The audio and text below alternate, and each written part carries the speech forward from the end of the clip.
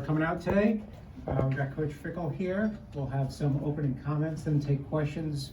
Nate's got a microphone on this side. If you can flag him down if you got any questions. Coach? I just want to start, obviously, my thoughts and prayers, all of ours are with Coach Leach. I don't know Coach Leach, don't have a history with him, but obviously have the utmost respect and obviously a really trying time for Mississippi State and his whole family. So our thoughts and prayers are with them. Congratulations to the volleyball team, obviously on a phenomenal season. We got to experience a few of those games here in the last couple of weeks, and we're watching Saturday night with our whole recruiting crew and everybody out, and what a season. Now it's obviously moving forward for us. It's the last couple of weeks have been a whirlwind for me, and I wouldn't do it any other way right now. I don't know that there's a book on how you would do this in these transitions, but I can tell you this, that the players have been phenomenal. This coaching staff has been phenomenal, very mature, handling this whole entire situation really well. And I went through it in 2011, 10 to 11. We kind of had a similar situation through a bowl practice and bowl prep, and it was one of those situations. It was difficult, and hopefully I learned a bit from that. Out of respect for not just the players but the entire staff. And so it's been unique, but I think they've done a phenomenal job, both the players and the coaches. Obviously, we're 2 weeks away today, so we're 2 weeks away from our game against Oklahoma State, and that's really what we want to focus on. I know there'll be questions, probably you want to ask a bunch of questions about future and things like that, and I'm probably going to try to avoid that right now and really say, hey, let's kind of focus in these next 2 weeks on what's most important. What's most important is getting prepared for Oklahoma State, finish this thing out the right way for a lot of guys within this program, seniors being first and foremost.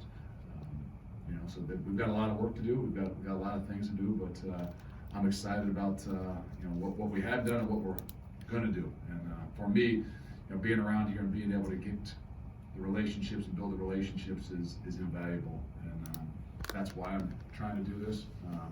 That's why I'll go out to the bowl game. That's why I'll be out there around as many families as I possibly can, because I got a lot to learn about the people and the families within this program. Take questions. Jim? So you're right, Luke. You hit on this in your opener, but I'm curious. Does it almost feel like you're in two worlds right now with balancing bowl prep and long-term stuff? And how do you do that? Well, the best thing is that I have no family here, and I'm fortunate that my family is not here right now. Obviously, they're back in Cincinnati, and will probably come until maybe April. But that's probably the best thing because there is a lot to do, and you try to balance the daytime as much as you possibly can, the preparation, doing what I can do, and for the guys as they prepare both offensively and defensively, and then obviously recruiting, and then getting together a group and trying to get guys aligned for what it is you're going to do for the future. There's no book on it. There's no timetable. So come in early in the morning, and by about 10:30 at night, you look around and say, well, I don't know if I ate today, but I think it's about time to find a way to get back and get a nap and come back and do it again. So in a lot of ways, I don't want the family not to be here, but I think if they were here, I don't think it would be a really good situation for us right now. But it's difficult. It's difficult on a lot of people, and just trying to be respectful to all that are involved.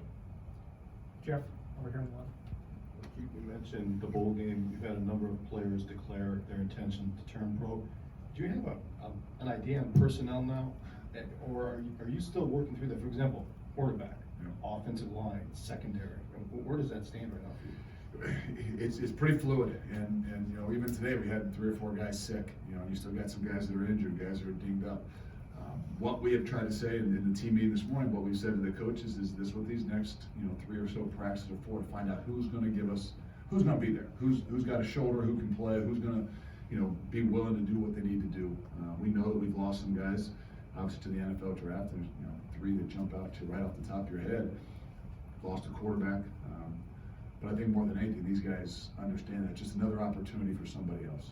And when you've got the depth in the program, when you've done the things as well as they've done, I think that's just another chance for somebody else to step up. And I don't know the difference. I've watched some film, so you might say, oh, there's a difference with without Joe Tipton in there or something, but to be honest with you, the great thing for me is I don't know the big a difference. So I'm a little more on the positive side that, hey, they look good to me. Let's find out who we got and let's find a way to finish this thing and win. Jesse? You've got the early signing period in about a week. Do you have a number in mind that you'd like to hit in that given recruiting class? What is your approach in general to making sure that you fill it out with guys who will fit and doing it in such a short period? Well, we want to do our due diligence, and that's where we've spent a lot of time. Especially we went right back at the guys that they had already had committed or were committed, because they know what fits this program, they know what fits this culture, and that has a lot to do, with what we want to do in the future as well. But there is a balance, There's a balance of guys that we knew a lot about, whether they were committed to us in the past or guys that, we were recruiting that maybe we didn't have an opportunity to get just based on where we were. But it's not just hastily to say, we got to fill up this class, we got to get 20 or 22 players to sign so we can bring them in. I think that we got to be really smart with what we're doing. We've got to take the ones that we know are going to be a good fit. And I think there's plenty of that. I mean, whether it's, you get through the early signing period and you still have the normal signing period in February, there's going to be a lot of opportunities. Everybody would say, well, what about the transfer portal? I'm going to be honest with you, that's not the way we want to continue to build our program. That's not the vision that I have. I don't think that's the vision for what this place is and should be, meaning that you take high school kids, you develop them over a 4 or 5 year period, and you get amazing results. Now, we all understand that there are some situations where you've got to fill the gaps, and that's to me what it would be as a transfer, is, hey, where do we have to fill gaps at things, but we want to build from within. We want to build from recruiting 18, 17, 18, 19 year olds and having the time with them and doing it the way that we like to do it. Leah, back. Coach, last time we talked to you, you were still kind of unsure what your coaching role would be, what Jim Leonard's would be like coming into the bowl game. Now, obviously, we know Jim Leonard is going to be staying up through the bowl game, just for the bowl game. Have you found a little bit more what exactly those roles are going to look like for both you guys in a couple weeks? It's been really good. I mean, I've been kind of a head coach that probably doesn't do a whole lot with a lot of other positions and things. Well, that's not me by nature. It's I would be down there with the D-line. I'd be over with the backers. I'd be doing some other things, running some special teams. But right now I'm kind of just a figurehead and being a head coach and trying to keep tempo going and things like that. Jim is doing a phenomenal job. He's obviously comfortable in running the defense and taking the situations. I sit down with him every day, once a day, every other day. I mean, just kind of hey, what do we see with this? Let's look at these schedules and things like that. So there's been a lot of collaboration to do things really well together. But for me, it's unique. It's different.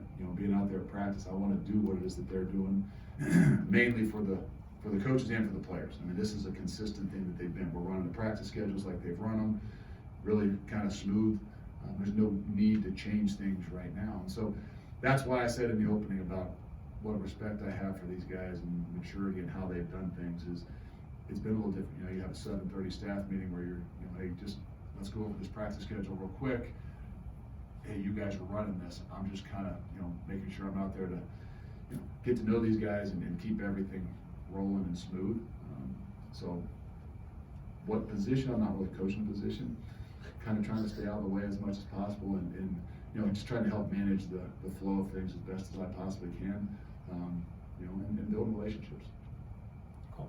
Well, you've had a couple of guys that stated their intention to transfer and then, said they want to come back, and Michael Ferdinand and Marcus Allen. What were those conversations like, and then how did those kind of happen? Well, from the get-go, we didn't want to lose anybody.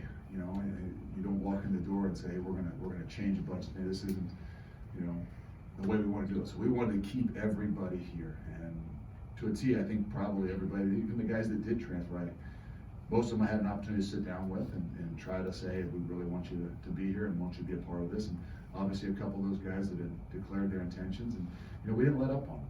I thought that they were here for a reason. They were here because they love the culture, they love the environment, they love the place. And sometimes guys maybe make some decisions that are a little bit quicker. They don't go through a lot of different things, and so we continued to stay on them. We continued to have those conversations with them, and as long as they would continue to talk to us, we felt like, hey, we deep down inside, I think this is where they want to be. And you know, we're fortunate enough right now to have a couple of those guys that want to come back and be a part of this. And that just shows you what the culture is, it really is here. You know, it's really hard to walk away. And I'm not saying that some guys haven't, but you can tell, you know, what's been built here has been built the right way, and what I would envision is the right way. So we'll continue to, you know, anybody that has left, we'll continue to try to communicate and talk with, because you know, you don't just walk away from something like this that's this special and lasts a lifetime. Mike? You mentioned the quarterback position earlier. Have you guys decided on who will start the bowl game yet, or is that something you guys are still kind of trying to work through in the next couple of weeks? Did I mention the quarterback position? I don't really remember. We don't know. I mean, actually today Chase Wolf wasn't there. You know, his grandfather passed away, and he drove back home to be at the funeral. So I don't know that we've made a decision on that yet. That won't be my decision, let's be honest with you. Okay, that's kind of what I'm talking about being the head coach. I got the utmost respect for what these guys know and what gives us the best chance to win. I just like to sit down with them and you know, if they have any questions things that I might see, they can ask, but the reality is it's gonna be what they believe is best. And we don't have a decision on that right now. I haven't asked them about that decision. Right now it's still about focusing on us. So today's practice, tomorrow's practice will still be about us. Monday and Tuesday's practice will be a kind of a mixture, and doing a little bit of the fundamental stuff, focusing on us, but starting to dive in a little bit more of the Okie State, where we'll start to figure that out. And then by, you know, next Wednesday, we kind of want to have in place, you know, how we're going to look, what we're going to look like, not just the quarterback position, what we're going to look like up front, you know, on the offensive line. What's the best mix for what we want to do? Put a plan in place and then run with it. So we don't know right now, but I'm not the one that's probably going to be in there trying to pound a table to say this is what I see. And, you know, I got the utmost respect. Those guys know what's best. So with your recruiting staffs, who you have down here compared to who was with the original, or not the original, with the last regime, if you will, how are you seeing those groups working together, and how are you envisioning the shape of this recruiting department working out for the future? We don't know exactly what it looks like for the future, but that's what I can tell you that I got the utmost respect. I mean, what these guys have continued to do, knowing that there's some changes, and the inevitable changes, really tells me a lot about who they are. And so they've worked hand in hand. We've only brought a couple people with us to help us in recruiting, and you know, we've actually had some of those guys on the road, so they're not here every day. So all that have been involved in recruiting have done a phenomenal job. And we had a really good weekend. And it's not because, you know, all these new people are coming in, it's because of what those guys have done, how well they, you know, think of this place and what they want for the future, whether they're gonna be here or not. And I couldn't be more proud about how it's been and how it's been handled, and even how the mesh has gone with just a few of the recruiting guys that have come with us, just because, you know, we know them. It has worked really, really well together, and telling you, there's a lot of decisions to be made that maybe this can work really well with some of these guys and the people that have got an incredible history here. Yes. I have two questions for you. First, you'd said previously that all the coaches who are still here, assistants, will continue through the bowl. Can you provide any clarification on who will coach the offensive line in the bowl? And secondly, just what's your level of concern about fielding a competitive team, knowing how many people have left, that all three of the team's captains aren't going to be participating? How do you kind of weigh that factor for you? I think it's a great opportunity for more people to step up, show their leadership skills. To be honest, I don't worry one bit about, you know, well, can we be competitive or not. I mean, the whole objective is to win. It's not be competitive. Whether I'm just walking in the door, it'd be complete disrespect to every one of those kids sitting in those seats to think that they were brought here, you know, but yet we don't think that they can put a competitive. Anybody that thinks that you have a hard time fielding a competitive team would think that you don't have a real program in place. And even just being here 12 days, 14 days, whatever it is, I can tell you that there's a phenomenal program in place. I mean, there's guys that are really able to step in and I don't know if they'll miss a beat. Will they look the same? Will they, you know, maybe have the experience the same? Maybe not. But I tell you what, they'll play every bit as hard. And I think that you know, the way you play together is the way you win bowl games in particular. The way you win all football games, but even more so when you go to these bowl games, it's about who wants to be there and who's willing to do the things they need to do. look, there maybe isn't a right or wrong way to go about the transition, but curious what's been on your immediate to-do list? Like, what have the last 2 weeks been like for you? There's been, I couldn't even start to tell you what's on the immediate to-do list. I think it's a balance. It's first and foremost, take care of the players that are here, build the relationships with the guys that are here. That's why, I'm trying to do the things the way I'm doing, because, the relationships with them, bowl game for me is, still to be around them, but also to get to know a lot of the parents. I've never sat in 90% of these guys' homes, and for me, that's difficult, because to really have a relationship with them, to figure out how you're going to push and motivate them and drive them, to not know how they've grown up is a little bit difficult. So my time at the bowl game will be trying to spend, around a lot of the families, getting to know some of them, and gives me a better insight into the kids, the guys that I'm going to be leading.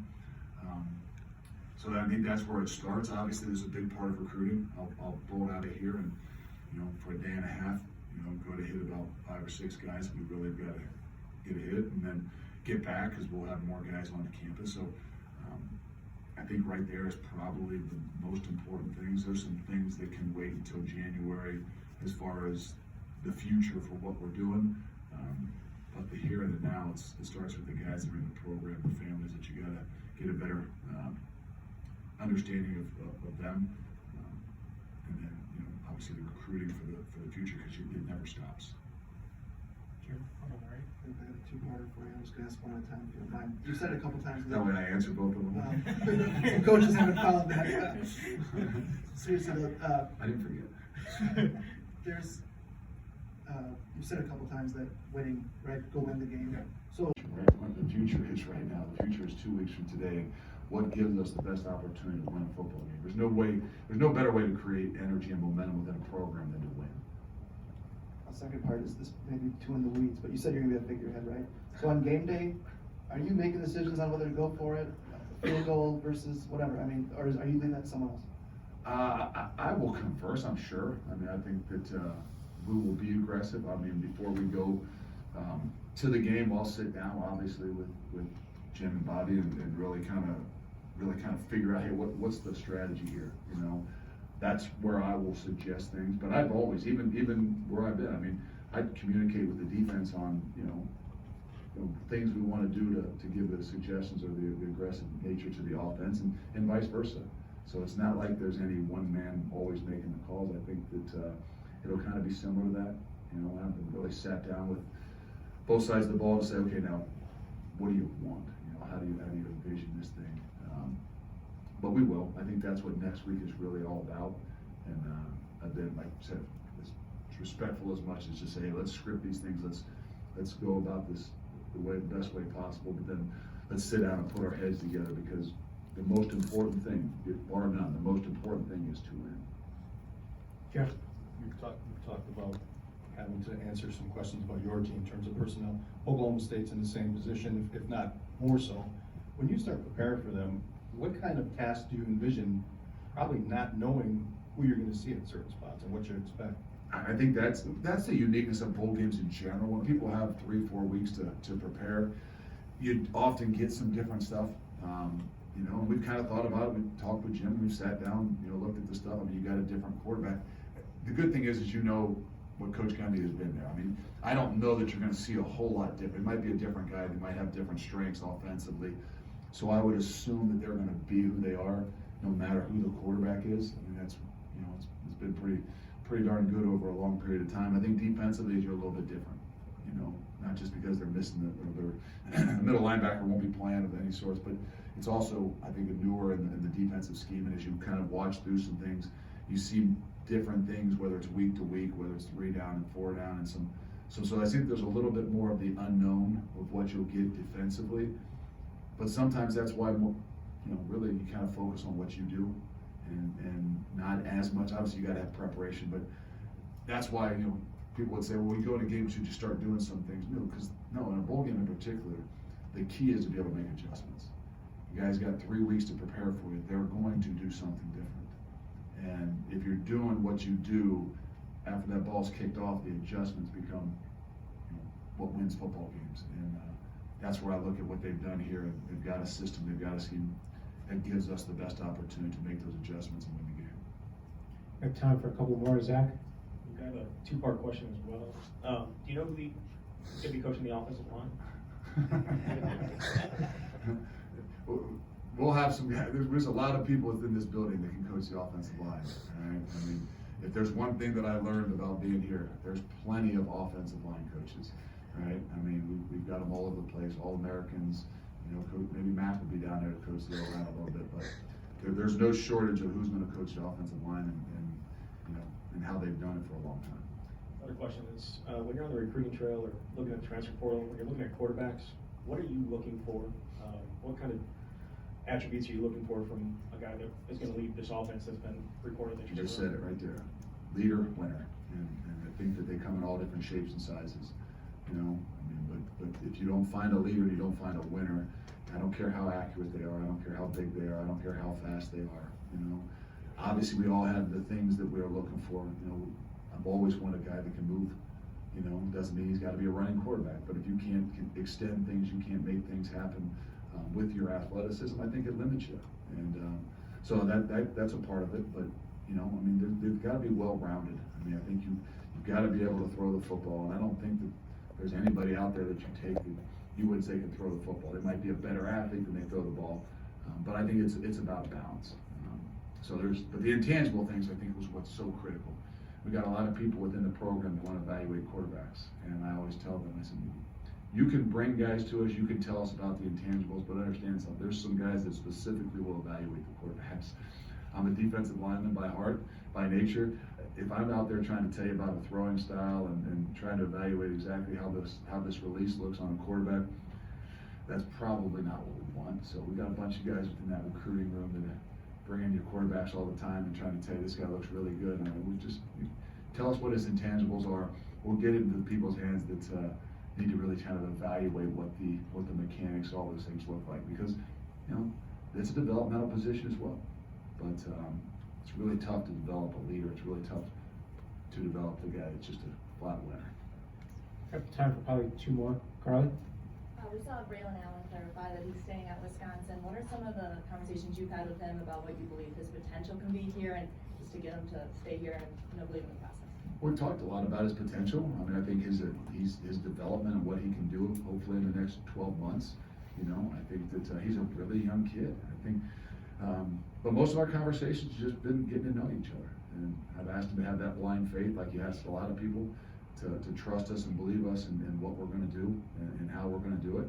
I spent a lot of time talking to him about wrestling. We found out we got a little bit of a history. Both were former wrestlers, and so we've kind of connected a little bit that way. We're going to go see a wrestling match here in the near future.